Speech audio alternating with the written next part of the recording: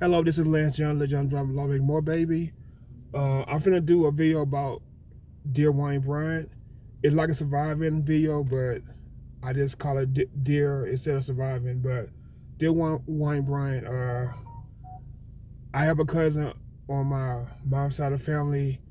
My mom and my aunt Yvonne are sisters. The Jones side of the family, because my mama is a Jones, but she got married. She's not a Jones no more. My aunt Yvonne got married, so she's not a Jones anymore. But my first cousin, Wayne Bryant, on my maternal side of the family, he's a year, some months older than me. I've been knowing him all my life, you know. He don't talk to me now. He just owned me in 2016 around my 40th birthday. And I think that was being a coward of him to do that. And now I grew up with him, of course, you know. I was doing another video, but I accidentally stopped the video, so I had to start over. I've been knowing him all my life, you know. I went to Forest Park with him. He was at Forest Park, you know. Me and him flunked. I flunked the first grade. He flunked the second grade. His mama pulled him out of Forest Park. And then my second grade year, she brought him back to Forest Park. And I went to Forest Park with him. When I got to Stevens in the 4th grade, he transferred to PA, so I didn't go to intermediate school with him. And then after 6th grade, I went to school in North Rock for a semester, and then I went to Southwest for like 2.5 years. He was at Henson. I tried to get into Henson because I wanted to go to junior high with him, but Data told me you either go to PH, Pulaski Heights, or you go to Southwest. For my granny address, it was Pulaski Heights. For my mama address on Tudor Drive, it was Southwest. I chose Southwest. I really didn't want to go to Southwest, but when I got there, that first day was kind of rough, you know. And then at the end of the day, I was happy because I met my neighbor finally. This girl named Kenyatta Sane. And when I met her and everything, you know, I had a crush on her. And, you know, Wayne knew who she was, you know, because he's a, you know, spent time at White House, you know, when he wasn't, his mama, you know, when his mama had to do something, you know, she would drop him and Siobhan off at that house, you know, and he knew who Kenyatta was. And then junior high go by, you know, like junior high, you know, me and him would wear the same clothes and everything. Yeah, because we didn't go to the same school, so we was able to wear the same clothes. And then high school came, you know, and I wanted to go to Central, you know. I got assigned to Hall, and I wanted to go to Central, so my mama was able to get me in the Central at the last minute. It was late at the Little Rock school assignment office off of like Sherman Street. Miss Hicks, she's a work at Stevens, so she knew who I was, so she was able to get me in the Central. And I was so happy, I didn't know what to do. So happy, I wanted to dance or cry, you know, I was so happy. So I started going to Central.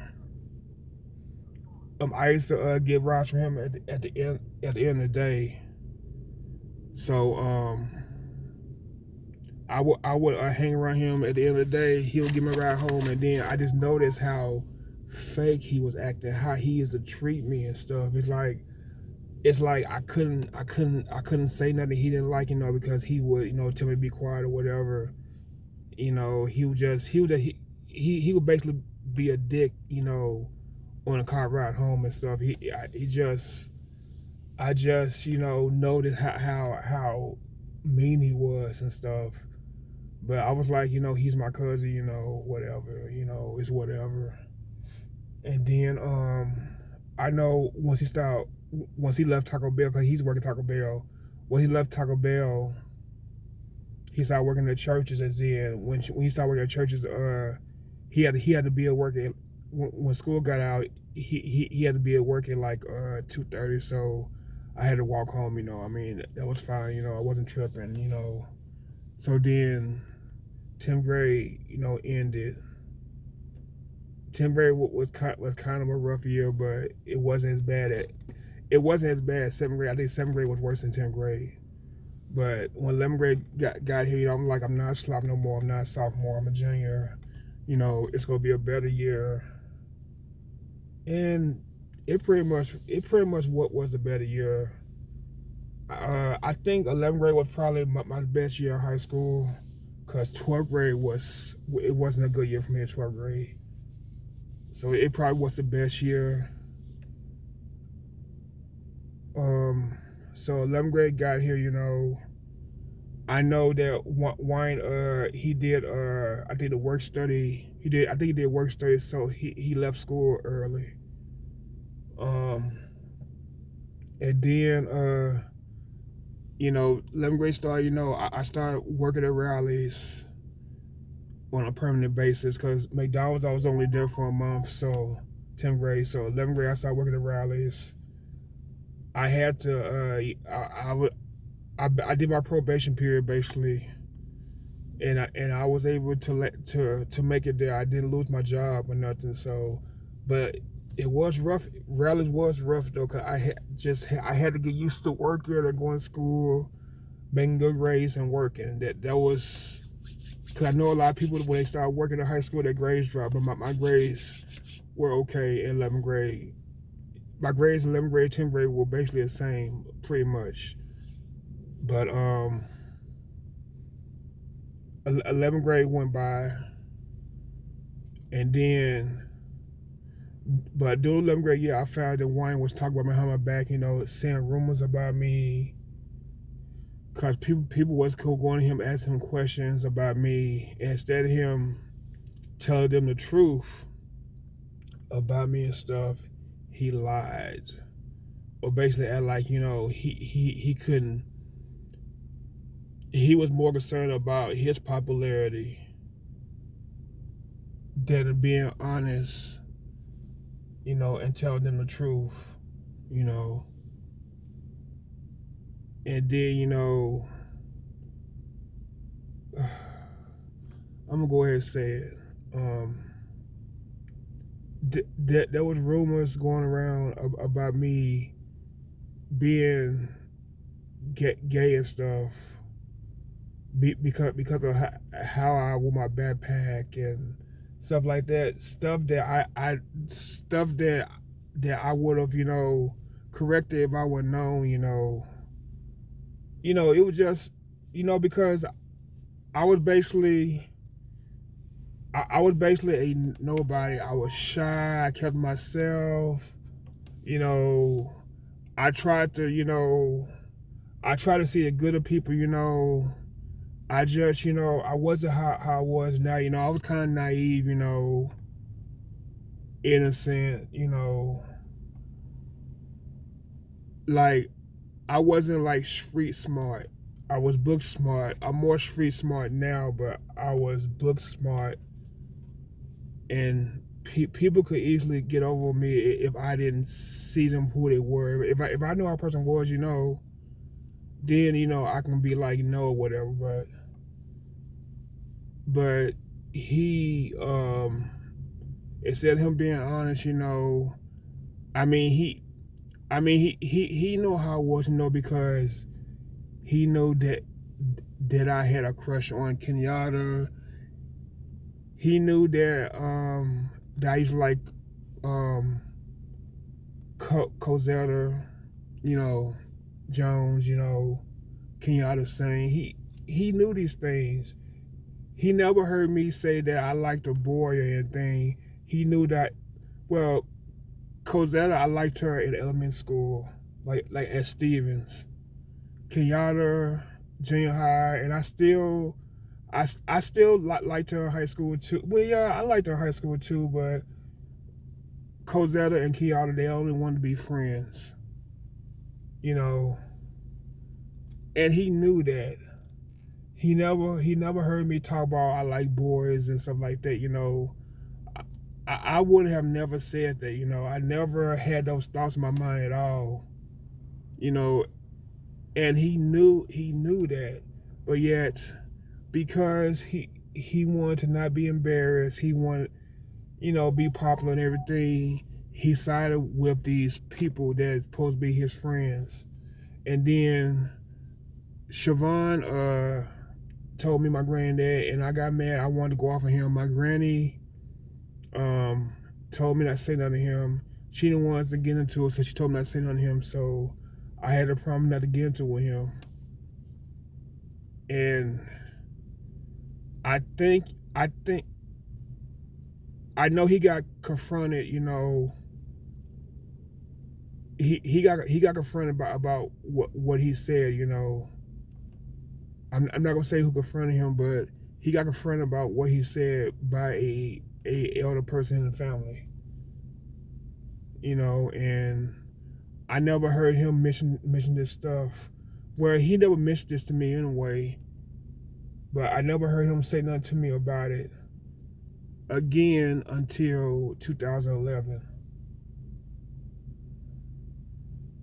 But I know when he had his bachelor party when he got married to Charlotte, he invited my brother. He didn't invite me at all. And I mean, I was busy anyway though. But if I would known about it, I would have taken off and went to it. But that shows how kind of person he is. Cause I mean, I could have got some there. But what it is, what it is. But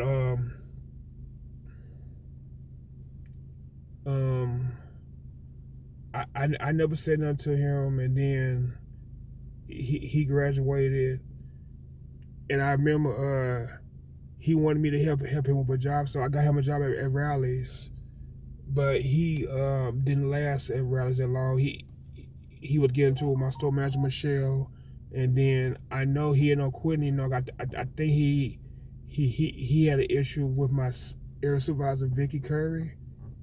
I think he got into it with her and he walked out or something because when I got to work, they told me that he left, he quit. Because if he would stay, I would have got like, I think $25 or $50 or something.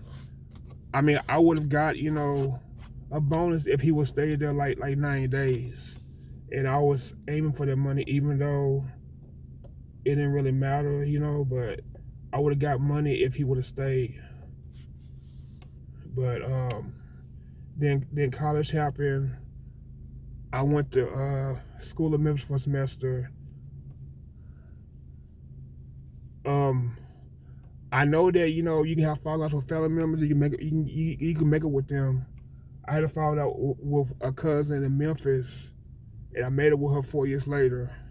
I know if I can make it with my cousin, with my other cousin, I can make it with Wayne, but Wayne probably ain't gonna want to make it with me. But I went to Memphis. I came back. I went to Philander, and before I started Philander, I needed a ride to work one day. My former manager, Desmond, he wasn't a manager at Rally's, but he was selling cars next door at the Quality 4, but Quality 4 is not closed. It became something else, but they ended up closing down. But he wasn't able to give me a ride, so my grandma called Wayne to give me a ride to work, and I was like, Wayne, since you give me a ride to work, can you stop by and pick up my coworker, Mana, he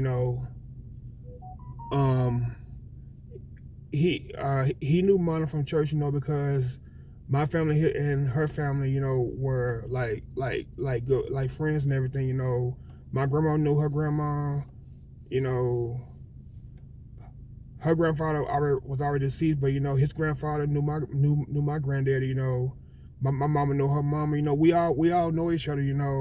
My aunt Yvonne was friends with her aunt Miss Gant. And then he was like, I'm not giving her a ride to work and stuff. So I had to tell her, that he didn't want to give her a ride and everything. And then when she got to work, I gave her money on her cab ride because she had to catch a cab, you know. And I told her, you know, my cousin was acting funny and stuff, and I had to apologize to her, you know. That really pissed me off, you know, because even though she was old and everything, I mean, you still could have gave her a ride where she would have gave you gas money and stuff. But you know, it's just, you know, he's a funny acting person. He's very funny acting, you know. I mean, even though she didn't ask for a ride, you know, I was telling her, you know, Dad wanted to give us a ride to work, you know, but Desmond was able to do, I guess, because of work or whatever. But still, you know, he didn't have to act funny like that because if he needed a ride to work, she would have gave him a ride, you know. You know, I mean, Mana, you know, is a nice person, you know. She's a nice person, you know. She does very open, you know. She's very open, you know. She'll confront you if you're lying or something or whatever. She's a very good person, and he could have gave her a ride to work. He just so funny acting, you know. I don't understand how somebody can be so fake and everything. I mean, I mean, I would have gave him gas money for her too, you know. I don't understand why you can be so fake and everything. I just don't get it at all. Cause I remember it was a time where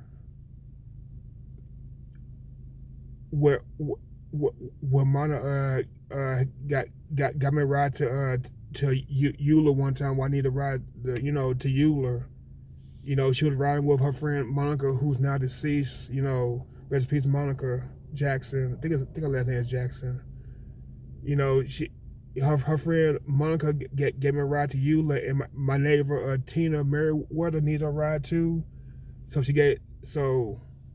But Mana knew Tina, you know, from school and everything. So they gave us a ride to Eula and everything. So, you know, and that's something they didn't have to do and stuff, you know. And then for you to do that, you know, that was very low.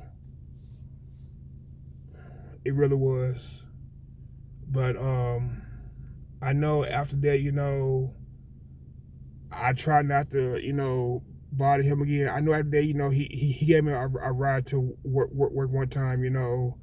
And that time he was nice, you know, he wasn't tripping, whatever, you know. And I remember, I'm gonna go back to 94 when I first started driving.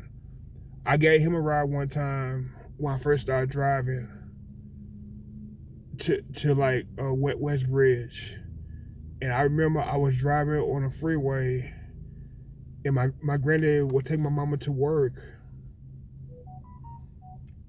He used to drive slow, and he had like a line of cars behind him. My one was like past him, so I passed him. And then when he got home, he got mad at me for talking about I was speeding, so when I wasn't. All because I listened to Wayne and passed him, because I knew if I passed him, he would see me and he'll come back and say something. Even though my grandfather was driving slow and stuff, I wanted him to get off on University, and then once he got off and everything, the traffic would have like went back to 55, because I think he was driving like 35 miles an hour. My grandfather drives slow on the freeway. It was embarrassing, but you know, I was in his truck, you know, so I had to, you know, deal with him driving slow. But because of that, you know, I had to get my own car insurance. You know, I couldn't be on my grandfather's car insurance no more because of that. But moving forward to 96, okay. 96, you know,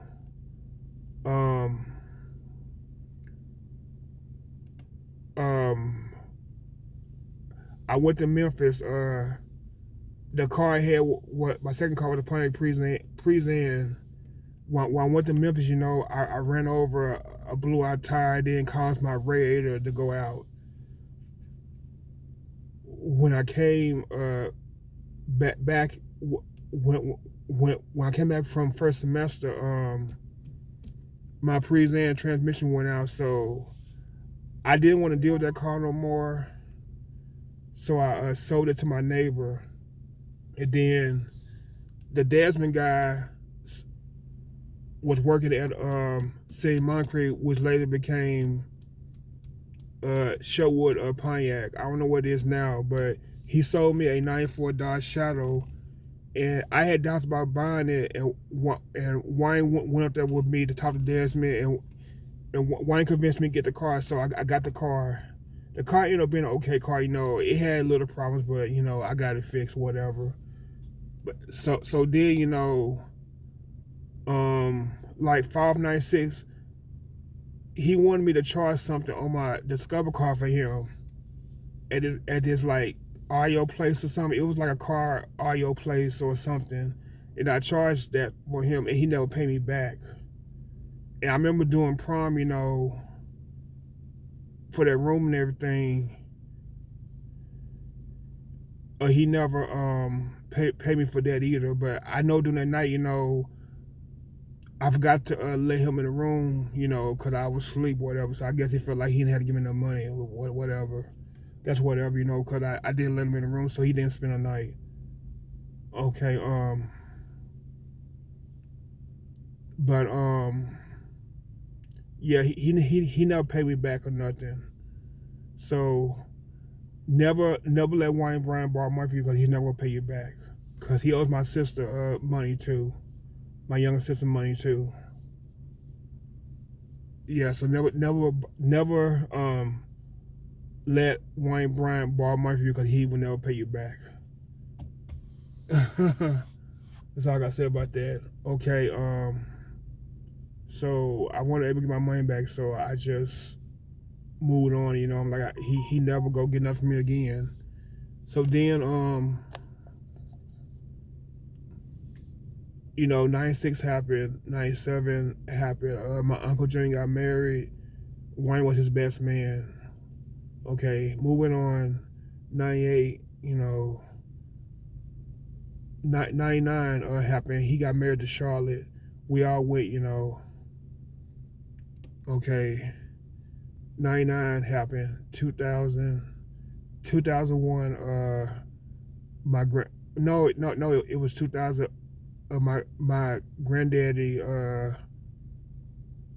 he had colon cancer, and he wasn't gonna live long after that, but he lived at 2002. And then 2000 passed, 2001 passed. Okay, 2002 was here, and my granddaddy passed away, and our grandsons was a pallbearer, so we was his pallbearers, and I know he took my granddad's funeral, hard,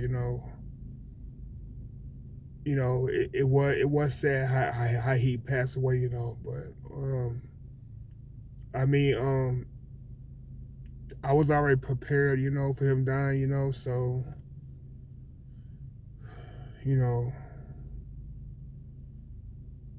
the only thing I regret, is that I wasn't able to go to the hospital, to see his last minutes. I do regret that, because I was at work tonight. They were trying to call me, but they should have called the store, and I could have left. That's the only thing I regret. But it is what it is. But nobody had the guts to get him a tombstone. And me and Wayne was talking about getting it, but me and him, we had to follow it out and stuff. So, he wasn't, if he would have paid for it, he wasn't gonna call me at all to help him, because me and him had fallen out. So I just went ahead and paid for him to get a tombstone. and I got one for my daddy, and my Aunt Judy helped me, get it, and then she got a tombstone for my Uncle Curtis. So all that happened at the same time. But like I said, if he wants to know who got the tombstone, it was me. I paid for it. But you were going around acting like you was his favorite grandson, but I'm the grandson that paid for it. But one thing about him, he's always act like, he was his favorite grandson. You used to talk about him behind his back. I mean, I talked about him, but I did in his face, He knew I was very open, He knew that I was very opinionated. He knew that I didn't take crap off of nobody. I mean, both my grandparents knew that I was very vocal and stuff, so they knew how I was, I would say stuff to their face. I would get in trouble for what I said, but I would say in their face, I would probably get slapped or whatever, get punished for say what I said, but I said what I said in front of them. That's something that they couldn't, not deny, They knew that I would say stuff to their face. So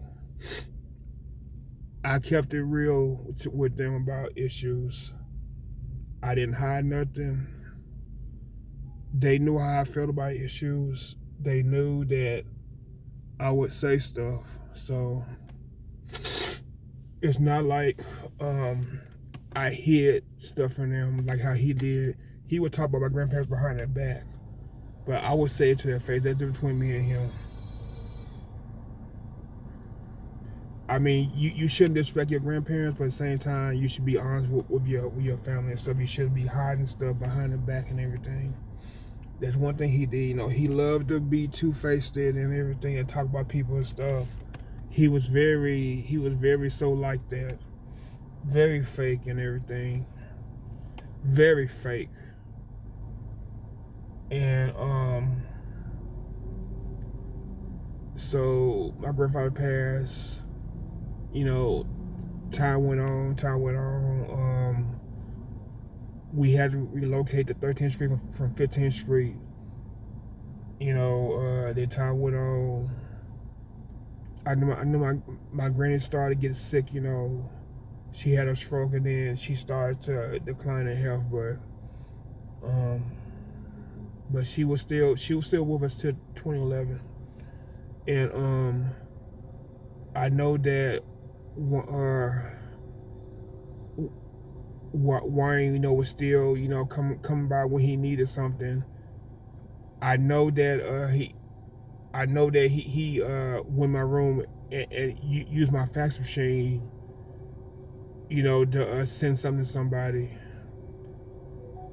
I mean, I really didn't care about him using it, but I just know that he always needed something. But if you need him to do something, he didn't want to help you, or he wanted something. That's being a fake cousin like how he always is. So then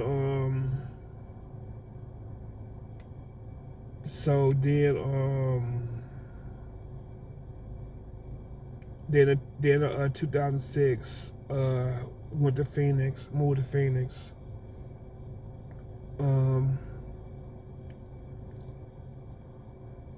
I did see him before I moved to Phoenix. When I was a taxi cab driver, I seen him at the Popeyes or on Baseline near the Walmart Supercenter. I seen him there. That was the last time I seen him in Little Rock. I seen him there. Oh no. I seen him at Walmart, but he didn't see me. But that was the last time I talked to him was at Popeyes. But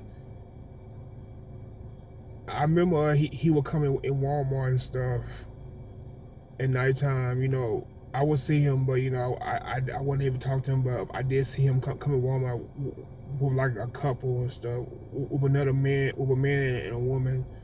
I guess that was his friend. I don't know who they were, but I seen him at Walmart when I was working graveyard. And then I moved to Phoenix, and then I seen him in 2007. on my granny house. And then 2009, he called me because when my sister lost her kids to her husband and his mama, he called me because he seen them at the Half store in North Little Rock. So he called me and I told him what happened. And then when I got that letter from Latanya Lord, Latanya Lord Laird Austin about me trying to contact my niece, I called and told him about it and stuff, and I was trying to get could I know his wife knew her. He knew her because that was his classmate. I was trying to get him to contact her, because but they didn't want to get involved, so I contacted her and gave her my side of the story.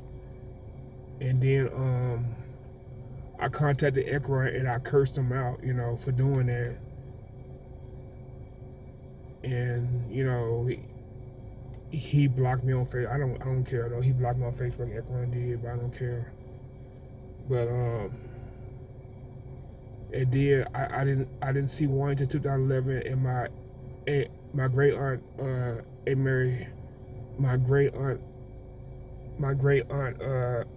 Mary Helen Prim, excuse me, Mary Helen Prim, at her funeral. I seen him there, and then he started asking me questions about my friends in Phoenix.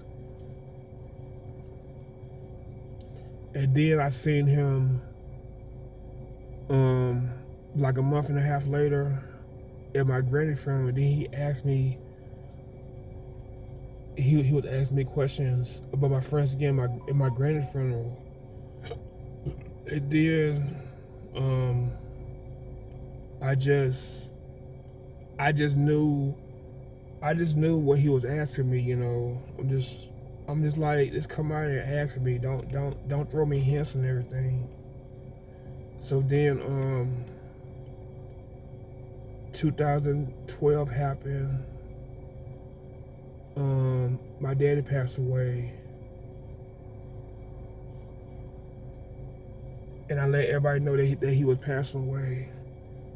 And then he passed away, and then I had to deal with that, deal with my daddy passing.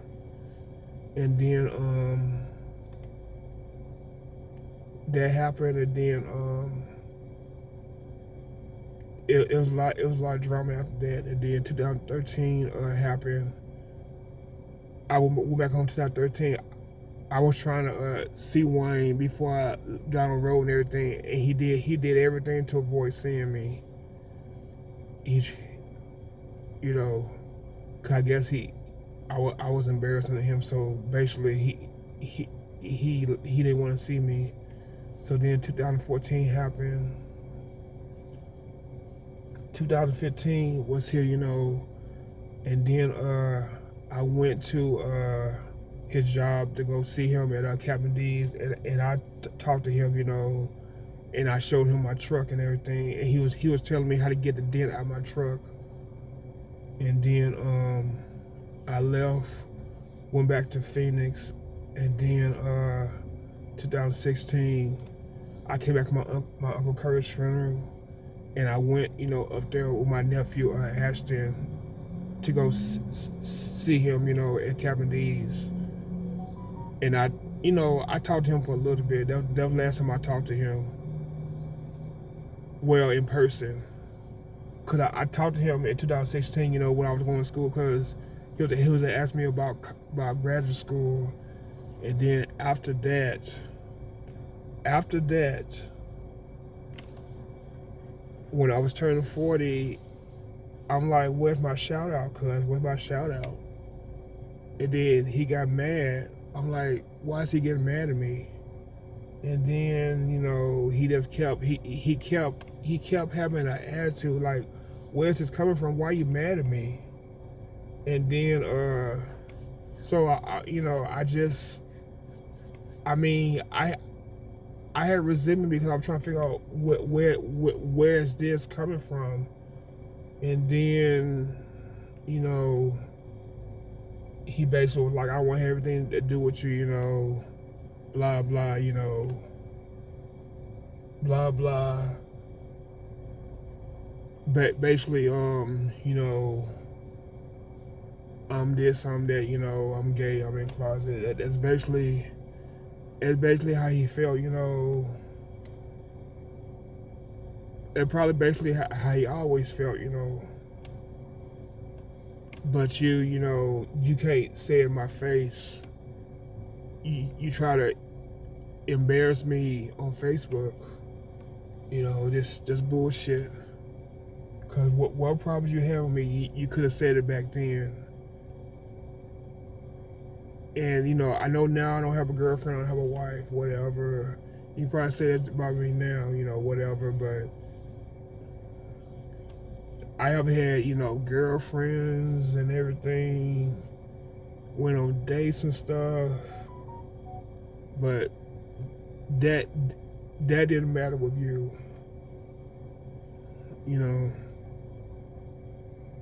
Like I said, when we got married, I had a girlfriend then. But I mean, she didn't know you, so the other point me inviting her to the wedding because she didn't know you. I mean, I don't even think I talked to her about you. I mean, she knew about she knew about she knew about Ekron. Yeah, she knew about Ekron, but she didn't know about Wayne. Yeah, Michelle didn't know about Wayne, but she knew about Ekron. She knew. She knew who Ekron was. She knew who my niece and nephew was at the time. Ashley Ann, she knew them. Yeah, but she didn't know about Wayne because I had no reason to talk about him at the time. But and then it's like I tried to reach out with him to him after that he unfriended me, they all unfriended me, and then they all blocked me, and I'm just like, I just rather you would have did this to me in my face than do it online. That's very cowardly, very cowardly to do it online. And I'm just like, that's bull crap. And then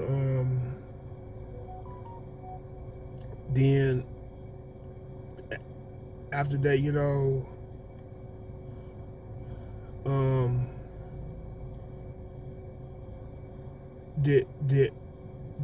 after that,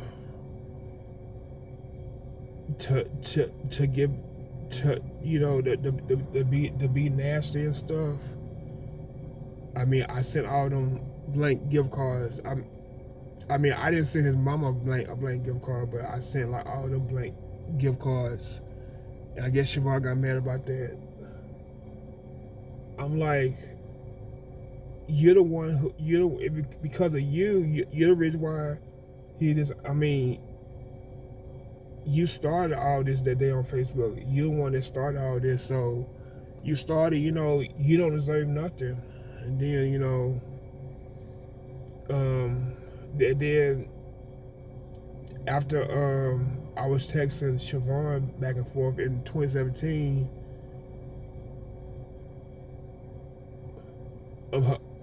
Her mama go call, she left a nasty voicemail, and then that voicemail. I was so shocked about that voicemail. I felt like crying, but I have no reason to cry. But I was pissed off, so I left her a nasty voicemail because she didn't answer. I left her a nasty voicemail, and then when I went back to Little Rock, I actually talked to her on the phone, and we kind of made up a little bit, but I know she's probably mad at me now. But so I mean, I just I try to calm down, from saying anything about them.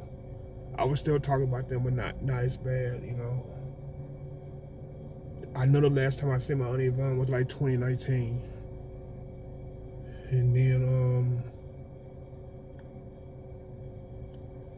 cause I know my mama got sick, in 2019. Siobhan tried to call me, and then when I tried to call her, she has me blocked, so I couldn't talk to her. So I left her a message on Little Caesar's phone. But I know why she was calling me, because my mom was sick, so she was trying to call me. My mom, that had to be the reason, because why she called me. So then, 2020 have 2021, 2022, I know I did videos about wine and stuff. And I know that man is making videos, but yet you won't talk to me to solve these issues. So me making videos is me expressing my opinion. If you don't want me to make videos, you need to talk to me, because all the videos can come down. I could delete all the videos, but y'all don't want to talk to me. You want to act funny and stuff. So I'm gonna continue making videos, but probably not so much. But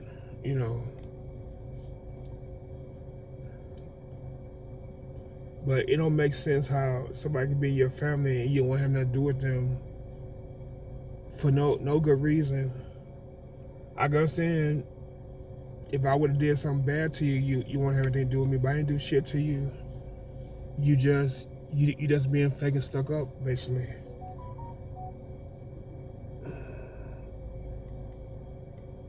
But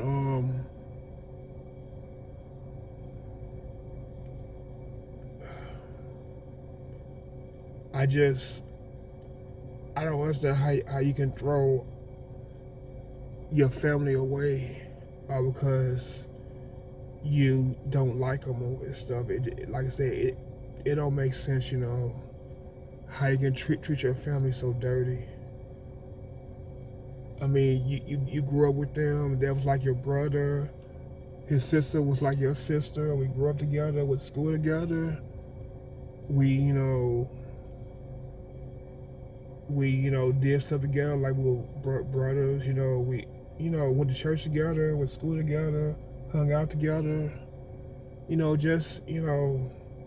Treat you like you was my brother, and you just stab me in the back, stab my sister in the back.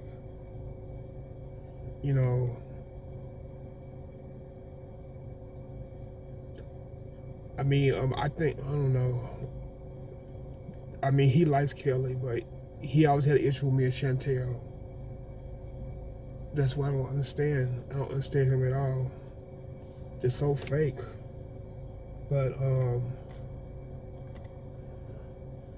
I mean, I just wish, he would just grow up.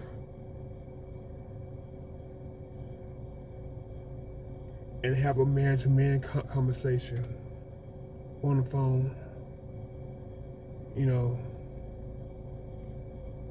Cause that way, I can have closure. And then you won't have anything to do with me, we'll be fine, but we have to face each other in the future, family events, cause the other family members,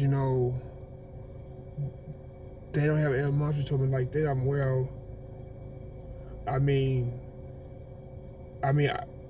know. I have a couple other cousins that's mad at me that they're not mad at me like how him and Siobhan is. But it is what it is,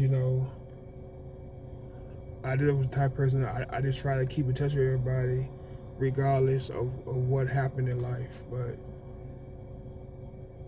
I just know that he's doing this because my grandparents are deceased. That's why he's doing it. He would never did this if they were still alive, and everybody knows that. But I have to go.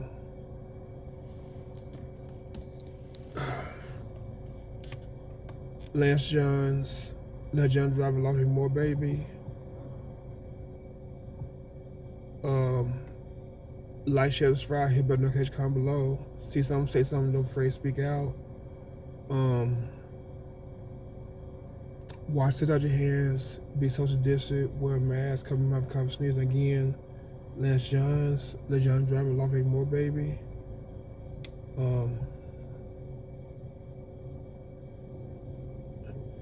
Dang, this short only have one view. Hopefully in the morning it have more views. But anyway, thank you for listening, and have a good night. It's almost 2 a.m. Pacific time, so let me start driving. I gotta get gas. I gotta use the bathroom. But anyway, thanks for listening, and have a good night. And I hope that this video will get views. I know the short is gonna get views. It just has to build, But hopefully, this video will get some views too. I probably have some phone calls. I may get phone calls in the morning. I don't care. They can come out they won't. I don't care. But anyway, thanks for listening and have a good night. Peace.